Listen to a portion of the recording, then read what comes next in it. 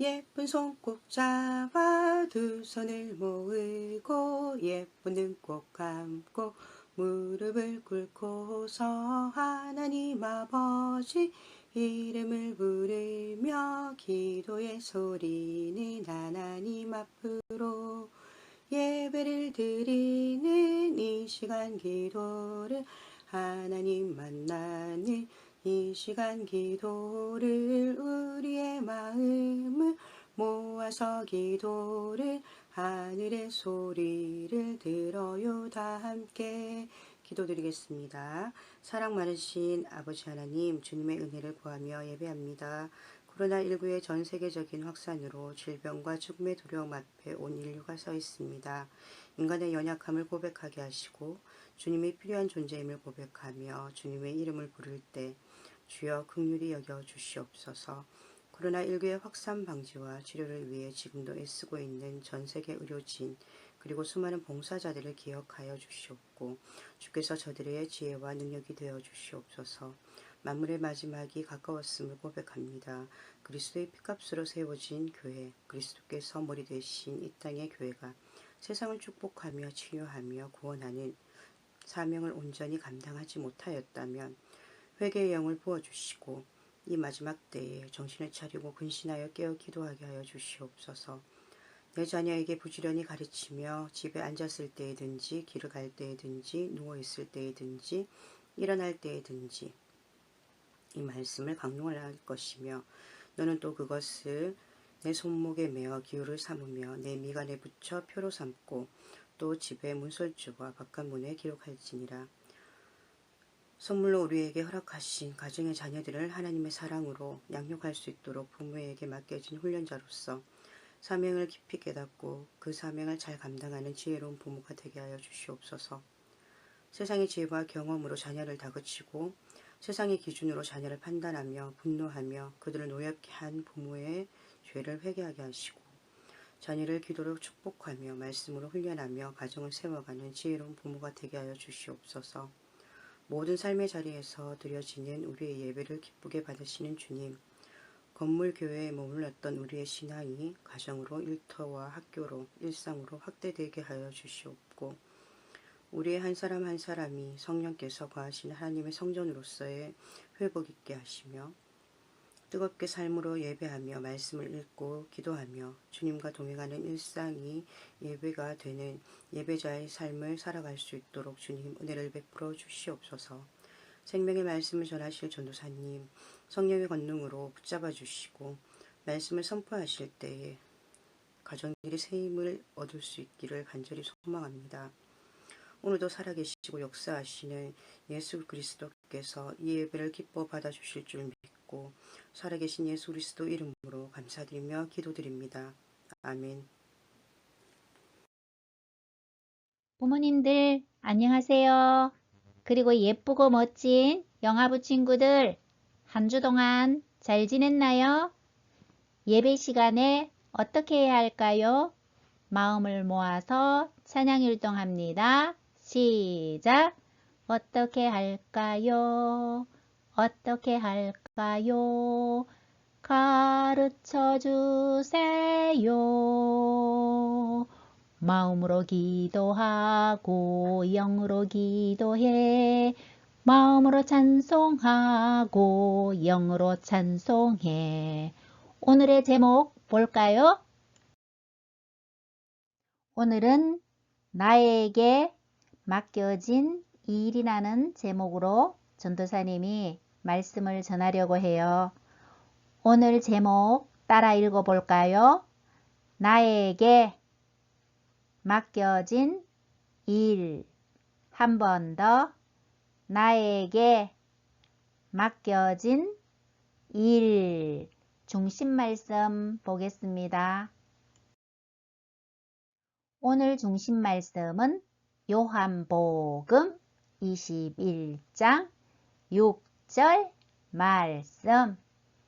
천천히 따라 읽습니다. 이르시되 그물을 배 오른편에 던지라. 그리하면 잡으리라. 하시니 이에 던졌더니 물고기가 많아 그물을 들 수 없더라. 한 번 더 이르시되 그물을 배 오른편에 던지라. 그리하면 잡으리라 하시니 이에 던졌더니 물고기가 많아 그물을 들 수 없더라. 아멘. 친구들, 지난주에 어떤 말씀을 들었는지 혹시 기억이 나나요? 그럼 복습부터 해볼까요? 지난주 말씀 제목이 무엇이었나요? 생각이 나나요? 예수님이 부활하셨어요 라는 제목으로 말씀을 들었어요. 부활하신 예수님이 첫 번째 누구에게 나타나셨나요? 무덤에서 울면서 예수님을 찾는 막달라 마리아에게 나타나셨어요. 그리고 두 번째 누구에게 나타나셨나요? 함께 모여 두려움에 벌벌벌 떨고 있는 제자들에게 나타나셨어요. 부활하신 예수님을 만난 막달라 마리아와 제자들이 기뻐하였다는 것을 배웠어요.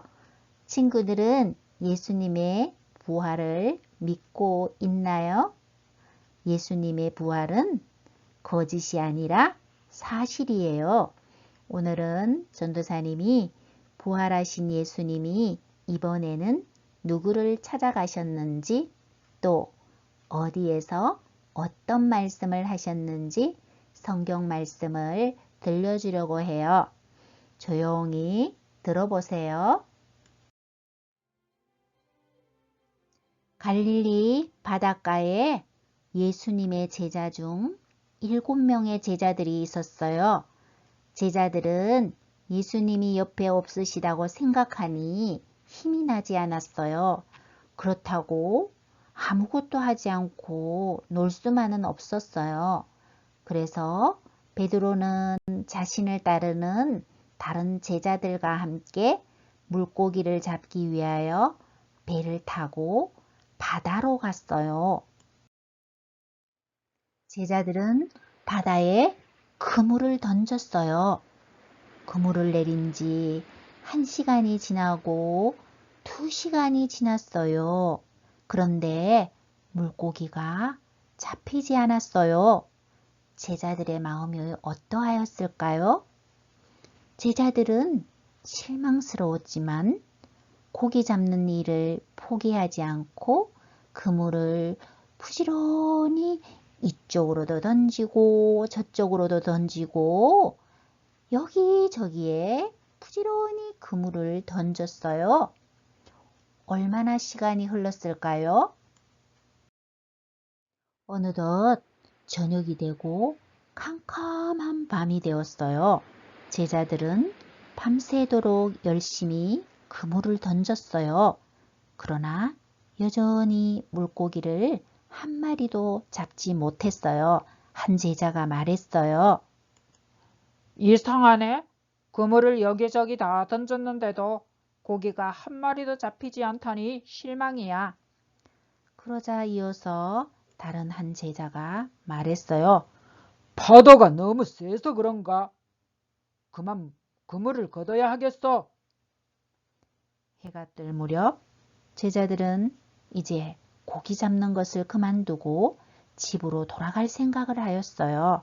그때 갈릴리 바닷가에 한 사람이 서 계셨어요. 누구였을까요? 갈릴리 바닷가에 서 계신 분은 바로 예수님이셨어요. 제자들이 예수님을 알아보았을까요? 아니요. 제자들은 예수님을 알아보지 못하였어요. 예수님께서 그들에게 말씀하셨어요. 얘들아, 너희에게 고기가 있느냐? 없습니다.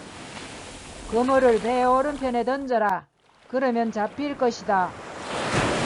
제자들은 말씀하시는 분이 예수님이시라는 것은 몰랐지만 그분이 말씀하시는 대로 그물을 배 오른편으로 던졌어요. 어떤 일이 일어났을까요? 물고기가 잡혔을까요? 다들 여기 좀 와봐. 그물을 한번 봐봐. 그리고 좀 전에 우리에게 말씀하신 분이 주님이셨어. 요한이 베드로에게 말하자 제자들은 그제서야 배 오른편에 그물을 던지라고 말씀하신 분이 예수님이라는 사실을 알았어요. 제자들은 예수님이 찾아오셔서 기뻤고 물고기가 많이 잡혀서 기뻤어요. 친구들, 그물에 걸려든 물고기가 몇 마리나 되었을까요? 영화부 친구들이 셀 수 없을 정도로 아주 많이 잡혔어요. 잡힌 물고기의 수는 모두 153마리였어요. 제자들이 그물을 들어 올릴 수가 없어서 다른 작은 배가 와서 그물을 끌고 바닷가로 옮겼어요. 예수님의 말씀대로 그대로 순종하였더니 놀라운 일이 일어난 거예요. 다음 그림을 볼까요? 제자들이 육지로 올라오니 예수님께서 먹을 것을 준비해 놓으시고 기다리고 계셨어요. 예수님을 만난 제자들은 너무 기뻤어요. 부활하신 예수님과 제자들의 만남은 이번이 세 번째 만남이에요. 안식일 후 제자들이 함께 모여 있을 때 예수님이 찾아오셨고 도마에게도 찾아오셨고 그 이후 갈릴리 바닷가로 찾아오신 것이었어요. 예수님께서 말씀하셨어요. 다들 고기를 잡느라 수고하였다. 먹을 것을 준비하였으니 어서 여기 와서 앉거라. 둘러앉아서 제자들과 함께 식사를 마친 예수님은 제자 중 특별히 베드로에게 말씀하셨어요. 요한의 아들 시몬아, 네가 나를 사랑하느냐? 베드로가 대답했어요. 그러하나이다. 예수님, 제가 예수님을 사랑하는 것을 잘 아시잖아요. 베드로는 예수님의 물음에 자신이 예수님을 사랑한다고 대답하였지만 예수님께서는 베드로에게 똑같은 질문을 세 번이나 반복하셨어요. 베드로는 예수님의 물음에 변함없이 예수님을 사랑한다고 고백하였어요. 예수님을 사랑한다고 고백한 베드로에게 예수님께서도 같은 말씀을 세 번이나 반복하여 전하였어요. 예수님께서 베드로에게 마지막 세 번째 하신 말씀을 볼까요? 부활하신 예수님께서 베드로에게 세 번째 하신 말씀은 내 양을 먹이라는 말씀이었어요. 친구들, 오늘 말씀 잘 들었나요? 얼마나 잘 들었는지 전도사님이 내는 문제를 잘 생각해보고 답해보세요. 첫 번째 질문. 제자들이 부활하신 예수님의 말씀에 순종하였더니 물고기가 몇 마리나 잡혔나요? 1번 노란색 네모에 153마리. 2번 하나도 잡히지 않았어요. 초록색 네모에 0마리. 몇 번이 답인가요? 네, 맞았어요. 1번 노란색 네모에 153마리였어요. 제자들이 자신의 힘으로 물고기를 잡으려고 하였을 때는 한 마리도 잡지 못하였어요. 그러나 예수님의 말씀대로 순종했을 때 놀랍게도 그물을 끌어올릴 수 없을 정도로 많은 물고기를 잡을 수 있었어요. 이처럼 우리도 예수님의 말씀에 순종할 때 놀라운 일을 경험할 수 있어요. 두 번째 질문. 부활하신 예수님께서 베드로에게 내가 나를 사랑하느냐고 물었을 때 베드로의 대답은 무엇이었나요? 1번 분홍색 네모에 그러하나이다. 2번 파란색 네모에 사랑하지 않아요. 몇 번이 답인가요? 예수님의 질문에 베드로가 뭐라고 대답했죠? 네, 맞았어요. 1번 분홍색 네모에 그러하나이다 에요. 베드로는 자신이 예수님을 사랑하는 것을 예수님이 더 잘 아십니다 라고 대답하였어요. 우리 성일교회 영아부 친구들도 예수님을 사랑하나요? 우리 성일교회 영아부 친구들은 다 예수님을 사랑한다고 고백하는 친구들이 되기를 축복합니다. 세 번째 질문. 예수님의 물음에 사랑합니다 라고 대답한 베드로에게 예수님께서 하신 말씀은 무엇이었나요? 이번 문제는 영아부 친구들이 혼자 답하기는 어렵겠네요. 예수님을 사랑한다고 고백한 베드로에게 예수님은 내 양을 먹이라고 말씀하셨어요. 우리 친구들 한번 따라 읽어볼까요? 내 양을 먹이라. 내 양을 먹이라. 이 말씀은 예수님께서 베드로가 해야 할 일이 무엇인지 가르쳐준 말씀이에요. 영아부 친구들은 아직 어려서 직접 하나님의 말씀을 전하고 가르치고 하는 일은 순종할 수가 없어요. 그러나 친구들도 스스로 해야 할 일이 있어요. 영아부 친구들에게 맡겨진 일은 무엇일까요? 생활 속으로 쏙쏙.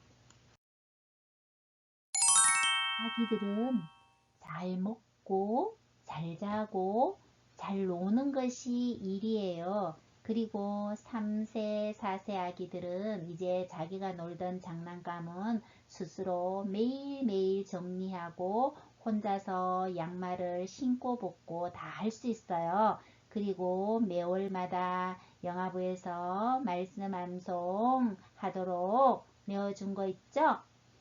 매일매일 말씀 암송도 할 수 있어요. 영아부 친구들이 할 일은 아빠, 엄마 말씀에 네 하고 순종하면 되어요.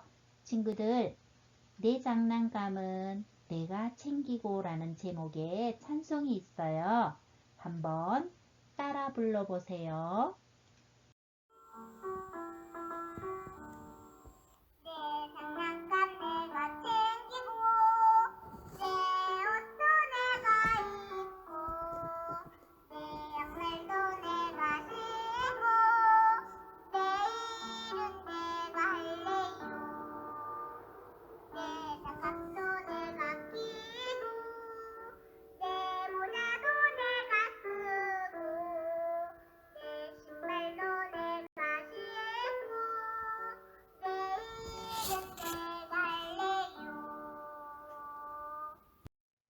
요한복음 21장 17절 말씀 부모님 함께 읽습니다.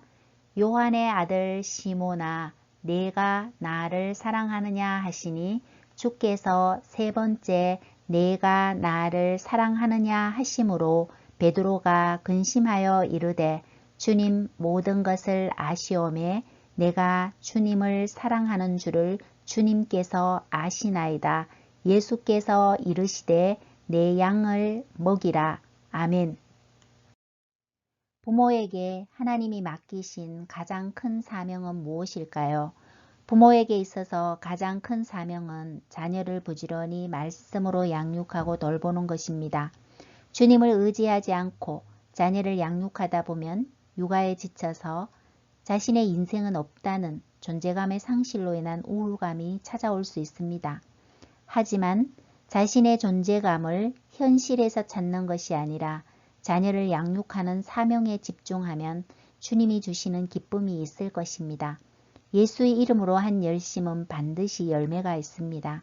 갈릴리 바다에서 밤새 수고하였으나 물고기를 한 마리도 잡지 못한 제자들이 주님의 말씀에 의지하여 던졌을 때 그물을 끌어올릴 수 없을 정도로 물고기가 잡힌 놀라운 능력을 경험하였듯이 말입니다.